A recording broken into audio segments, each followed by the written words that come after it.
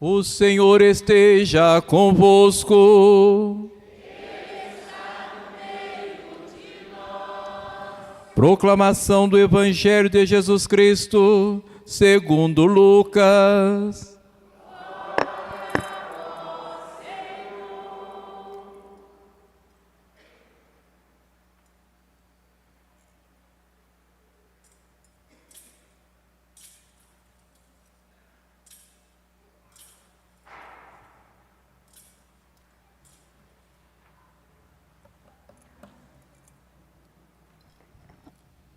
Naquele tempo, Jesus dirigiu-se a uma cidade chamada Naim. Com ele e seus discípulos e uma grande multidão. Quando chegou à porta da cidade, eis que levava um defunto, filho único, e sua mãe era viúva. Grande multidão da cidade a acompanhava. Ao vê-la, o Senhor sentiu compaixão para com ela e lhe disse: não chores. Aproximou-se, tocou o caixão, e os que o carregavam pararam. Então Jesus disse: jovem, eu te ordeno, levanta-te. O que estava morto sentou-se e começou a falar. E Jesus o entregou à sua mãe.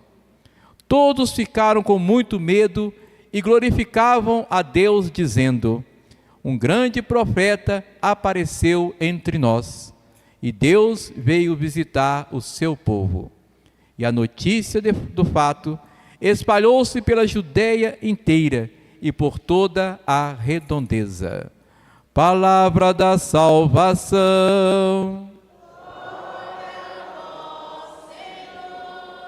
Que as palavras do Santo Evangelho perdoem todos os nossos pecados.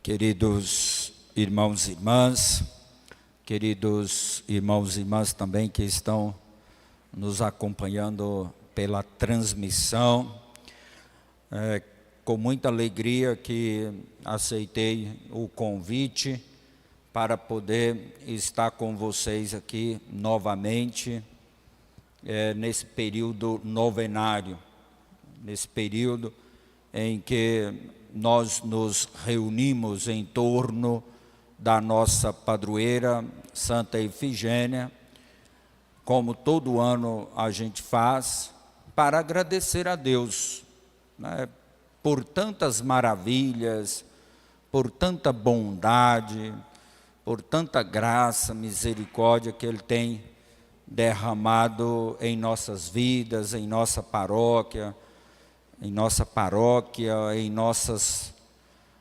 cidade, por Ele nos acompanhar em nossa caminhada humana, existencial, muitas vezes fragilizada, muitas vezes inconstante, muitas vezes ferida por tantas coisas ruins, tantos elementos, situações que nos querem roubar a nossa alegria de viver, a nossa dignidade,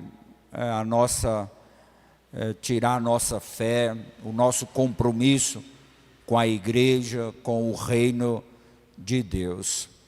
Então é mais um ano que a gente agradece a Deus, né? É mais um ano que a gente tem de fato que estar aqui para que nós possamos renovar tudo aquilo de bom que Deus nos concede, que a vida, né, nos concede, para que nós continuemos a nossa caminhada espiritual, a nossa caminhada de compromisso, de fé, o nosso compromisso com a comunidade, o nosso compromisso com o reino de Deus. Maior alegria neste período, não que os outros dias que eu estive com vocês e que vou estar, né, com vocês daqui para frente, não seja, né, banhado pela alegria, não é? Mas é porque esse período novenário tem todo um tom especial, né? Tem todo um toque especial. O maior número de gente, né, de pessoas participam, né, somos tocados, somos sensibilizados por um tema que foi escolhido, como no caso deste ano, Santa Efigênia, mulher de fé e coragem, ensina-nos a ser peregrinos de esperança.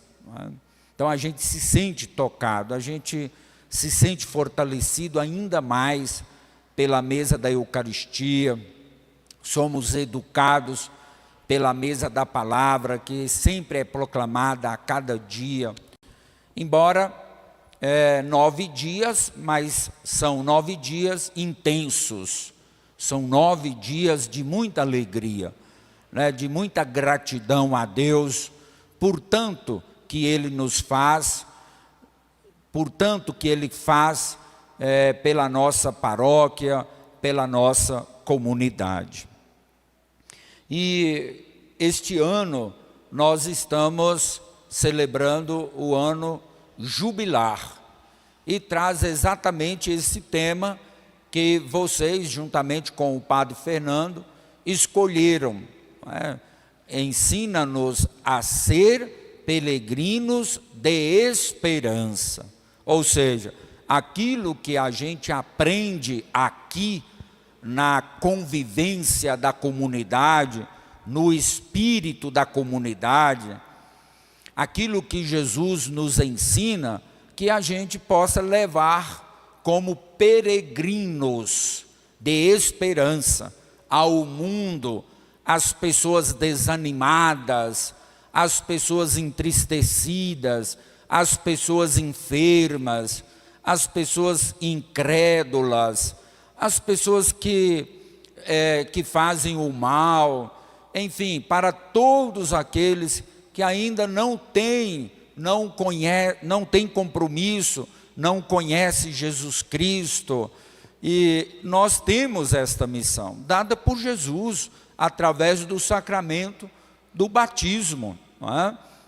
Então somos peregrinos de esperança, quer dizer, se o mundo traz tantas coisas ruins, se no dia a dia nós vemos tantas coisas ruins, guerra, violência, morte, tristeza, se a gente vê tantos elementos que ferem a nossa existência, ferem os nossos relacionamentos, nós temos motivos para que nós continuemos a nossa caminhada, que vale a pena viver, que é um dom de Deus concedido a cada um de nós. A vida é um dom de Deus. Então, quando somos motivos de esperança, quando somos portadores desta esperança ou de esperança, as pessoas vão ver em nós algo diferente, que elas não veem por aí, pelas esquinas, não veem em qualquer pessoa, somente as que participam da comunidade, somente as que escutam a palavra de Deus, somente as que participam da mesa da Eucaristia. Somente estas pessoas que têm esse compromisso com Jesus Cristo, que estas outras pessoas do nosso bairro, da nossa cidade, da nossa roda de convivência, vão perceber esta esperança em nós. Portanto, nós temos uma bonita, rica e importante missão, que é levar esta esperança que nós encontramos em Jesus e na sua palavra para estas realidades, para estas situações, não é? E isso é bonito a gente ver, não é? Em cada um de nós, no jovem, na criança, no adolescente, no casal, no padre, não é? No padre também sou chamado para esta missão, não é? Na viúva, nos idosos, nos diáconos, não é? Todos nós temos esta missão de ser no mundo estas testemunhas alegres da esperança. E depois, este mês de setembro, nós destacamos a palavra de Deus, não é? Foi introduzida aqui em nossa celebração pela procissão, não é? Cantando, aclamando a palavra de Deus, do tanto que ela é importante e imprescindível na vida daqueles que seguem Jesus, na vida daqueles que participam da comunidade. Ninguém que segue Jesus Cristo pode dizer que vive com Ele sem ouvir a sua palavra. Não tem como, não tem como. Todo aquele que segue Jesus, todo aquele que participa da comunidade, todo aquele que declara publicamente que tem fé em Jesus, que acredita em Jesus, é porque escuta a sua palavra, é porque coloca na sua vida a palavra de Deus e por ela se deixa guiar, por ela se deixa iluminar.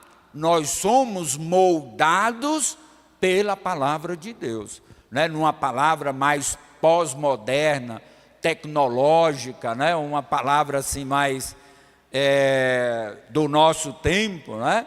A gente tem que se deixar configurar o nosso coração, configurar a nossa alma, a nossa existência pela palavra de Deus.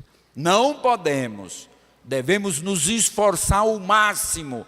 Aqui nós ouvimos a palavra de Deus e lá fora nós devemos vivê-la. Nós não podemos, aí é negativo, nós não podemos escutar a palavra de Deus e lá fora a gente viver a lógica do mundo, não é? O que muitas vezes acontece comigo, acontece com você.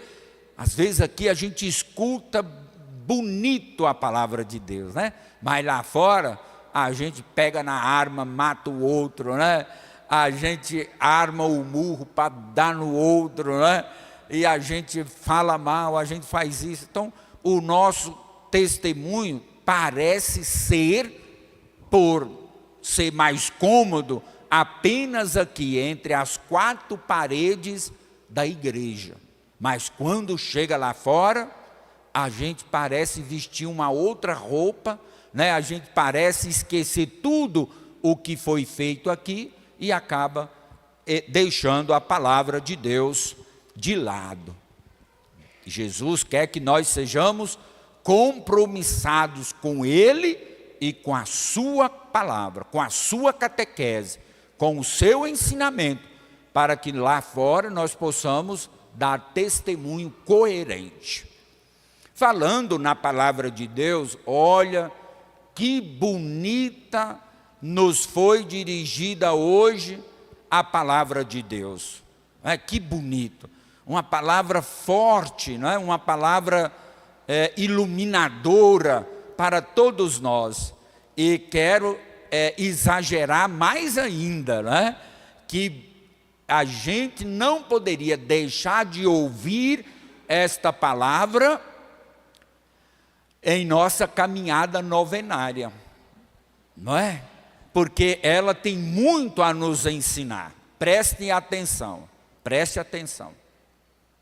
Jesus, ele está fazendo a caminhada de Nazaré para Jerusalém. Eu sempre gosto de falar isso.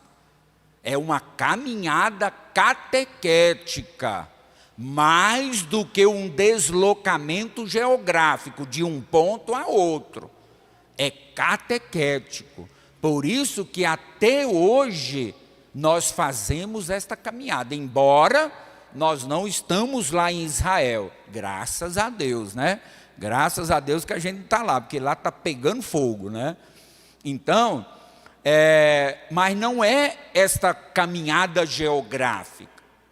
Nós temos que entender que é uma caminhada catequética que nós fazemos com Jesus até hoje, porque nós somos os novos discípulos e discípulas dele. Toda vez que Jesus proclama, toda vez que é proclamada a palavra de Jesus, ele está caminhando conosco. Ele está fazendo esta caminhada catequética conosco, porque ele está transmitindo para nós o seu ensinamento, para que nós possamos crescer ainda mais, ou a cada dia, a cada celebração. Então, num determinado momento, Jesus e os discípulos, eles estão entrando numa cidade chamada Naim, não é? E na entrada, chegando na entrada da cidade, Jesus está em movimento, não é? Ele está em movimento, caminhando com os discípulos. E no sentido contrário, está saindo, ele está entrando com os discípulos na cidade. No sentido contrário, também em movimento, está vindo um outro grupo. Este grupo trazendo um defunto, filho de uma viúva, no sentido contrário, né? No sentido contrário. Enquanto que o grupo de Jesus, dinâmico, não é? Sempre atento, né? A tudo aquilo que Jesus está dizendo, fazendo, não é? O outro grupo que sai da cidade, um grupo que está de cabeça para baixo, entristecido, cultivando a morte, feridos pela morte, entristecidos pela morte, né? Tudo está girando daquele grupo, está girando em torno da morte. O grupo de Jesus, tudo o que está acontecendo está girando em torno de Jesus, ou seja, fonte da vida, fonte da alegria, fonte do sentido existencial, fonte da salvação, fonte da remissão dos pecados. Então, vejam que há uma contradição. Não é por nada que o grupo está caminhando em sentido oposto, ou no sentido opostos, né? Nos sentidos opostos. Então, é isso que a gente tem que pensar. Em qual grupo eu quero estar? Em qual grupo eu quero estar? Em qual grupo eu quero participar? Em qual grupo eu quero caminhar? Tocado pela morte? Ou eu quero ser iluminado? Eu quero ser conduzido? Eu quero ter como guia o próprio Jesus Cristo? É isso que a gente tem que pensar. E olha, até hoje existem estes dois grupos em nosso meio. Até hoje no mundo existe esse tipo de grupo, né? Ou estes tipos de grupo. Aqueles que seguem o Cristo e aqueles que se deixam guiar pela morte. Que se deixam guiar pela morte, pela tristeza, pela violência, pela falta de esperança, pela falta de sentido existencial. Não é por nada quantas pessoas que estão deprimidas, quantas pessoas que estão desanimadas na fé, porque verdadeiramente não estão seguindo o Cristo, não estão seguindo o Cristo. Então é preciso que a gente tome esta corajosa decisão, para que nós possamos de fato viver bem, viver com sentido. E não divididos, Uma hora eu estou aqui, outra hora eu pertenço ao grupo. Aliás, outra hora eu pertenço ao mundo. Uma hora eu sigo a lógica da palavra de Deus, outra hora eu sigo a lógica do mundo. Uma hora eu estou com Jesus, outra hora eu estou com o grupo da morte. Outra hora eu estou com o grupo daqueles que não tem compromisso algum. Ora eu estou no grupo daqueles que de fato não querem nada com nada, não é? Então é preciso que nesta novena, motivados por este evangelho, a gente olhar para Santa Efigênia com toda a sua fé, com toda a sua coragem da época, optar por Jesus. Ela fez isso. Então que este 5º dia da nossa novena, nós possamos seguir o seu exemplo, o seu testemunho, a sua coragem, para que nós possamos hoje também optar por Jesus Cristo. E optar por Jesus Cristo nem sempre é fácil. Optar por Jesus Cristo, pela sua palavra, pelo seu reino, nem sempre é cômodo, como muitas vezes nós esperamos que seja, mas desafiador, mas sabendo aonde nós queremos chegar. Não queremos que a nossa existência tenha como ponto final a morte, mas que Cristo sempre nos ressuscite cotidianamente a nossa vida, a nossa existência, a nossa alma, para que nós sempre sejamos vivos, sempre ressuscitados pela Eucaristia e pela sua palavra, nos conduzindo sempre para a vida eterna. Assim seja. Amém.